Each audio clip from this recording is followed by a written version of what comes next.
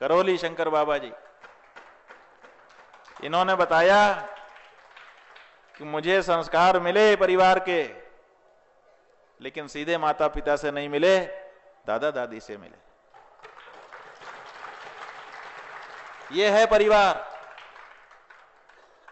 माता पिता से मिल भी नहीं सकते। क्यों नहीं मिल सकते?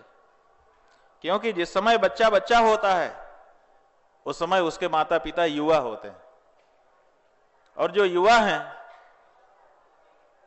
उनका तन मन कहीं और रहता है और उनके दायित्व अलग होते हैं। घर परिवार चलाने के लिए अर्जन करना उनका मुख्य कार्य होता है कि घर परिवार चलेगा कैसे, इसलिए हमको कमा के लाना है, तो उनका पूरा ध्यान अर्जन में होता है। तो वो बच्चे पे कैसे ध्यान दे सकते हैं?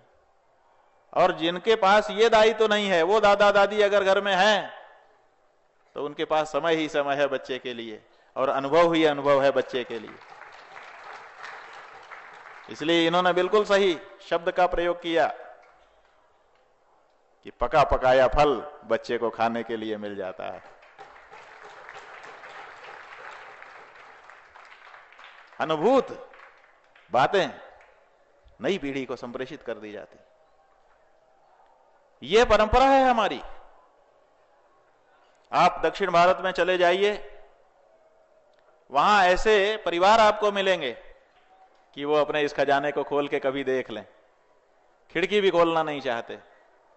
अब वो अगर भटक रहे हो तो उनके लिए हम कुछ नहीं कह सकते, लेकिन सच्चाई ये है कि जो भी इस खजाने में घुस गया वो माला माल होकर के निकला।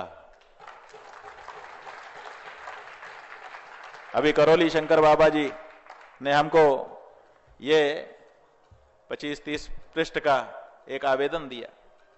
इसमें 401 ऐसे रोग लिखे गए हैं और फिर उनका निराकरण करने का दावा इसमें किया गया है।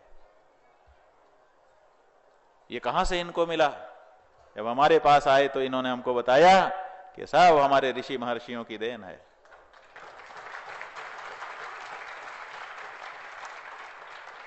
उनसे इनको मिला। क्या इन्हीं को मिलेगा? आप लोगों को नहीं मिल सकता? मिल सबको सकता है। समस्या क्या है? गंगा तो सबके लिए बह रही थी, लेकिन किसी ने कपड़े उतार करके डुबकी लगा ली और कोई किनारे बैठा देखता ही रह गया।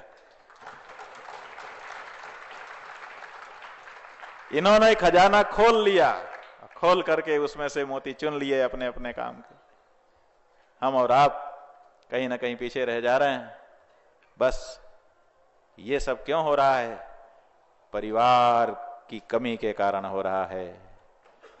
अनुभवी जो आपके शिक्षक थे वो आपके घर में थे, और आप कैम्ब्रिज चले गए, आप जाने कहां कहां चले गए।